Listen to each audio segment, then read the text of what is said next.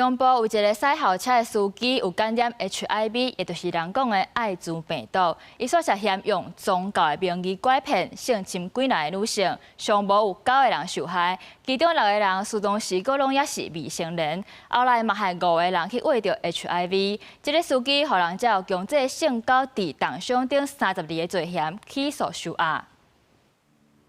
中部一位餵着艾滋病毒的駛校車司機，長期以來用宗教名義性侵害多名女性，更加造成疾病的傳播。專案是伫去年12月，地方衛生局人員協助一個艾滋病毒陽性的感染者，疫情調查時清查交朋友的情形，發現甲2022年另外一個大人感染個案，攏捌接觸這個駛校車司機，更加牽涉妨害性自主案件，隨報請地檢署偵辦。專案到這陣已經發現9個人互性侵害，其中6個人受害時是未成年，5個人餵着艾滋病。校車司機被依照強制性交致重傷這項罪嫌起訴。透過公衛端跟醫療端呢，來協助這個確診的一個個案呢，來接受醫療的一個處置。檢驗是陰性的話呢，那我們也會提供相關的一些衛教的一個諮詢。不過，依據現行性別平等教育法有明確規定，學校運用禁用其他人員進前，應該依照性侵害犯罪防治法的規定，查詢是不是有性侵害犯罪記錄。另外，離校罰處法、學生交通車管理辦法也規範，袂使有性侵害者犯罪記錄。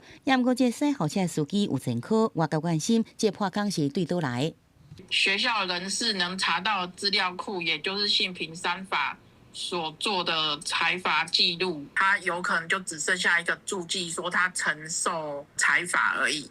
可是實質上，我們是不會知道說真正的內容。教師團體講，若是外部人員，一般是學校甲客運公司來簽約，只會使依照合約要求出示良民證。即便外部人員前科無來到刑法層級，甚至甲被害人私底下和解就查無。即陣雖然有教育場所無適齡人員的通報系統，不過學校的資訊掌握依然真有限，可能會造成查無的情形。艾滋感染者的相處，我們不要擔心，因為現在有4萬將近5萬個艾滋感染者相處。那我們不要用獵巫的心態，認為他一定做了什麼才會感染。他感染了，他就需要去做醫療。社福團體是講，受害者心理壓力大，大眾應該了解相關的疾病知識，減少驚嚇甲無理性的群體公審。另外，這邊有風險行為，就要落實檢驗，才有法度及早發現個案。